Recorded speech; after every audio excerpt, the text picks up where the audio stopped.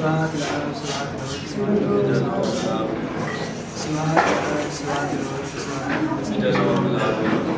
سبحانك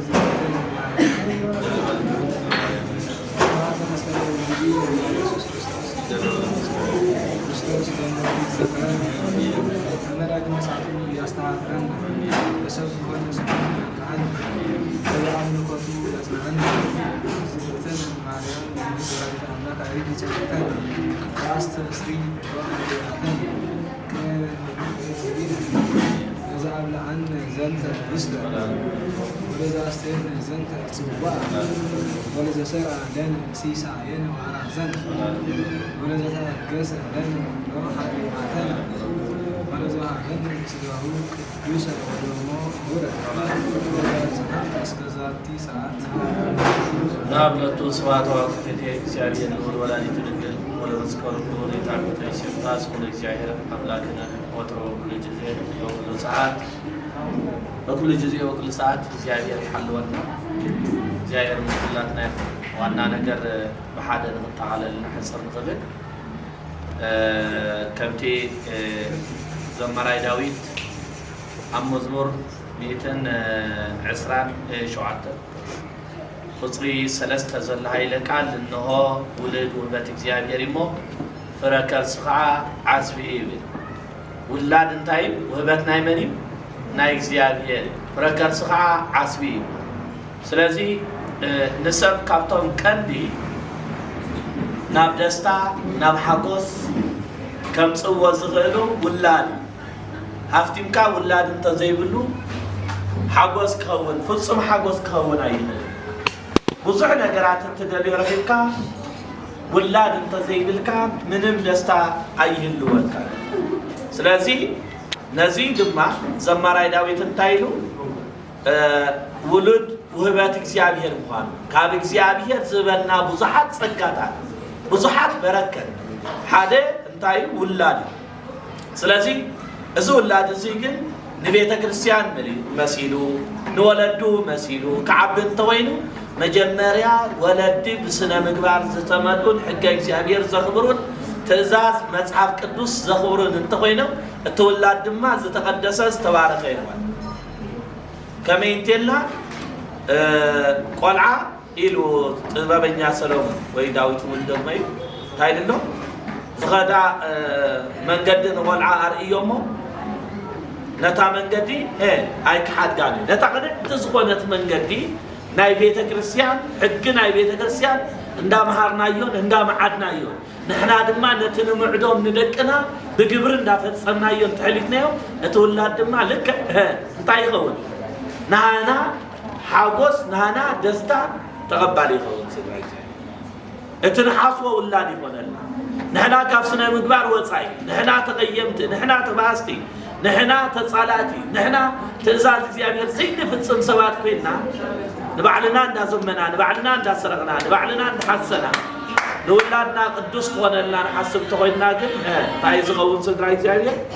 يوزي بالنا ترجم زي اللي سوى كماني مهمار سنة مدبار كماني مهمار سلازي دكنا دما نولادهم عبنا سنتهم عبتك والدون زقبهم وليدهم علو زيابير أصحابهم نولادهم عبنا تكون انتوينهم نولادهم من قدك زيابير كتحزوات تقوينهم بمن قدك زيابير كمال على السلوة أبيتهم عقاب اللوة ولادهم دما زولوان زنقروان كسمع انتوينهم مجمري عصاتهم حق እግዚአብሔር በመخبار እግዚአብሔር ከልውለው ነው ይተዋናል ስለዚህ ነዚህ ወላድማ ወህበት እግዚአብሔር ይዝብል ስለዚህ ሎሚ ረኺባቶ ዘላ ዛጓልና በዝለው ምዕለት በዝለው ሰዓት ረኺባቶ ዘላ ጸጋ ቀሊል አይቆደም ብዙሕ ካብታ ሸዓተ ምስጢራት ናይ ቤተ ክርስቲያን ሰለስተ ምስጢራት ነው ምስተፈጸመሉ ዕለት ሓደ ምስጢረ ጥምቀት ካላይ ምስጢረ ሜሮን ሳልሳይ ምስጢረ ቁርባን ማለት ስለዚህ ሰለስተ ጸጋታት እዚ أبزا تانغوالنا يزلو جد ناس سلسلة ጸጋታት እዚ ግን ክንርዶል ይካልና ንምንታይ ቀሪብኩም ኣሎ ማዚ ዘሎ ባንድታት ወይላን መስዋዕት ንክርስቶስ ጸጋ ዓድለልና ንውላድና ብጥበብ ባይምሮ ብልቦና ሃበልና ኢልኩም አማናው ዝኾነ ቅዱስ ሥጋን አማናው ዝኾነ ክብር ደምን አቀቢልኩም ክርስቶስ ሕጃይ ተትለየና ንኻ ቤተ ክርስቲያን ካትረፍ ሸይጣን ይሸና ኢና ኮነ አይደል ኣብ ክርስትና ስኩላ ኣብ ቅዱስ ቁርባን ዝቀረበሉ መዓል ተቀየርኩም ከዘይተሳወቱ ምዕባድኩም ዘይተርፈኩም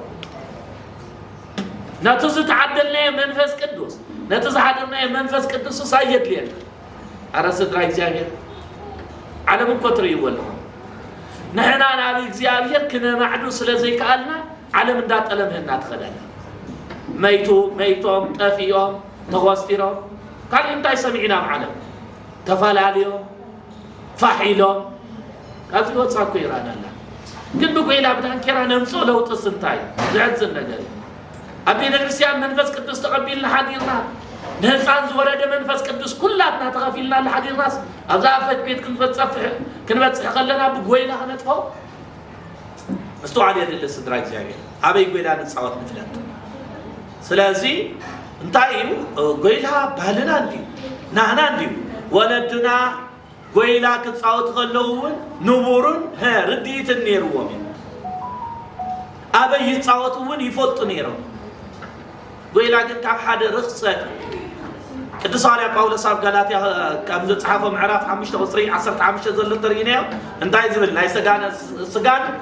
መንፈስን መፃርቲ እየን ኢሉ ስጋ ትደልዮ መንፈስ ኣይትደልዮ መንፈስ ትደልዮ ድማ ስጋ ኣይትደልዮ ስለዚ ኢሉ ናይ ስጋ ነገር ጉሁድ ኢሉ ናይ ስጋ ነገር ጉሁድ ኢሉ እሱ ድማ ኢሉ ቅትለት ዝሙት ስርቂ ሓሶት ሕሜታ መንከማይ ባህልነት ትዕቢት መናፍቅነት ጎይላ ስግራን እንዳበለ ኣውፅሕ ይብልናል እዚ ናይ ስጋ ነገር ፍረ ናይ መንፈስ ቅዱስ ናይ መንፈስ ነገር ግን ፍሉጥ ኢሉ እሱ ድማ ኢሉ የዋህነት ትሕትና ፍቅሪ ሓጎስ ሰላም ገዛ ርስኻ ትሕት ኣቢልካ ምቕራብ እዩ ካብ ሓደ ትሕት ኢሉ ትሕት ኢሎም ንውላዶም ንኽምረቐሎም ዘቕረብዎ ዝብላዕ ስተ ገይሮም ዓዲሞምና ግን ኮንቱ ንገብሮም ጎይላ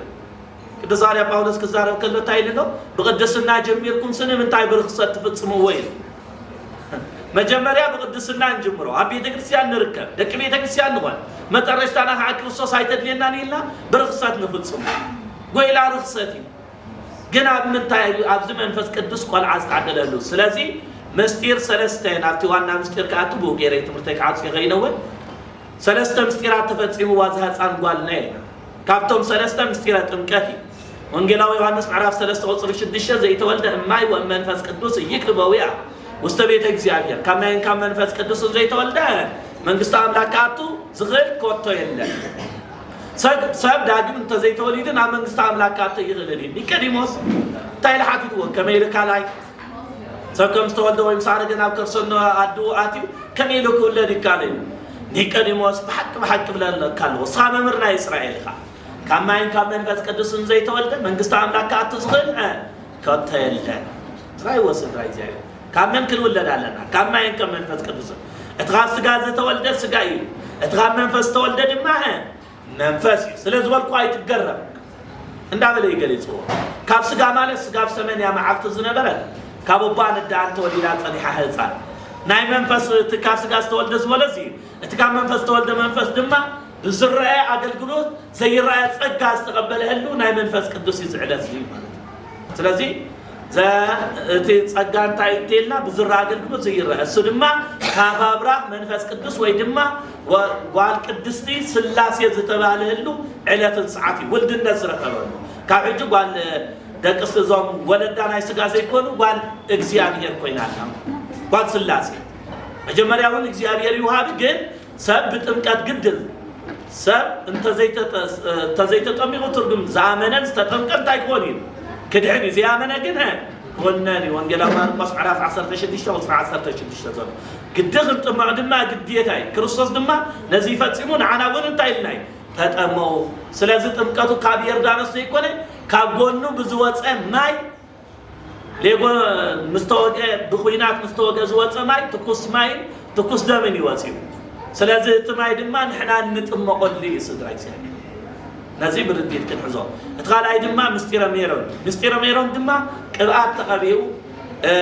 ብቅብኣት ተቐቢኡ ድማ ኩሉ ፀጋታት ትዕደለሉ ናይ ፀጋታት ገለ ናይ ምትንባይ ፀጋ ኣለዎ ገለ ናይ ምፅላይ ፀጋ ኣለዎ ገለ ናይ ዝተፈላለየ ፀጋታት قالنا ينكسنات قالنا كهنات قالنا يستقال عليه التقبل على الدماء ترخب الله تسقى دماء بكبا ميروني زي تخالاي سالساي دماء زبل اسقى يوزست يدم يبي وزلالم انجلاو يوحنس 10:54 سقاي اندمين زبلعه ناي زلالم يوتال سقاي اندمين زبلعه ناي زلالم يوت يقول سقاي مبلع حقي دميون مست حقي سقاي زبلعه دميون ستي متى حرويت عدت انا كتسي سقاي اندمين زبلعه انا السم ساي ينبر انا مسمن ينبر يلو تاوينا لا كريستوس ينبرنا توين سقا اندمن نوسد دبز غزازلنا نبزح زي نوسد مس كريستوس ينبرنا كا كريستوس عندنا سقا ماسينا بيت نغوس بيت نفسي بيت كريستيان زابيت نفسي اتي انتايا تاثيرات مصت يا دمه تاثيرات مصم وداتا سلازي سدرا እግዚአብሔር ቤት ንጉስ ዛቤት ስለዚህ ምስተዋል ይጥልና ስለዚህ ዘውላና ረኺብ ወለ ጸጋ አብይ ግን በጎይላን ዳንከራን ጌርና ጸጋና አይነት ሐደራ ነው ብለን እኛ ለቤተ ክርስቲያን መልእክት አስተምሮ ዚዩ ጎይላ ስለ ጎይላ ካናት ጎይላ ጥራይምዙ ገለ ዘርባታት ነው ነና ቃል አምላክ ነሰነ ነገር ወይ ንዘብጥ ይለማውሪያ ነና እናገሪና መረ እንታራረምኒና ነና ክርስቶስ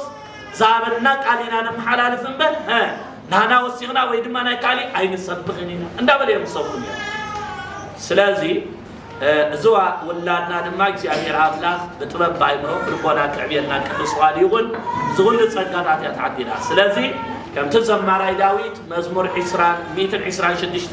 ቁጥር 3 ተዘላይ ለቃል እግዚአብሔር ይሉ አብይ ግብር ገበረልና ሞንሕና ድማ ተሐጎስና ካብዛዕ በሐጎስ የለ ካውላ ዛዕ በሐጎስ የለ ولادنا بتبع بايمرو كعبيلنا كن بحق እግዚአብሔር نعبي حدرا ስለዚህ ዝغدو ጎደና ክጽብቅ እንተሆይኑ አካይዳ ጎደና ናና ነጽብቅ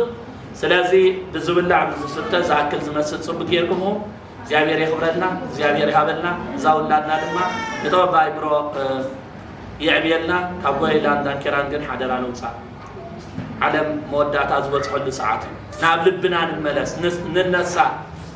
እግዚአብሔር ንተዓረፍ እግዚአብሔር መስኩላትና ይሁን ጸሎቱን ስለሰማሁና ተገሩ ወጸለ እግዚአብሔር ይስማሁ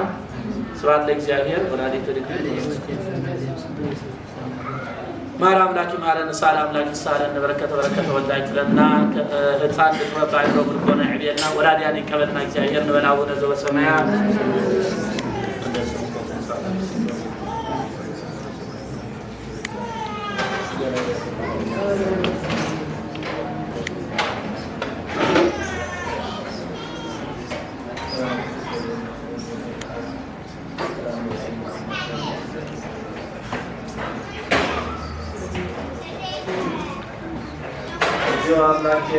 مستوعب يد الاستدراج እግዚአብሔር አበይ ጎይላ ንጻወት ምትለት ስለዚህ እንታይው ጎይላ ባልና እንዲ ናና እንዲ ወለድና ጎይላ ክጻወት ከለውን ንቡሩን ርዲት ነርዎም አበይ ይጻወቱን ይፈልጡ ነይሮም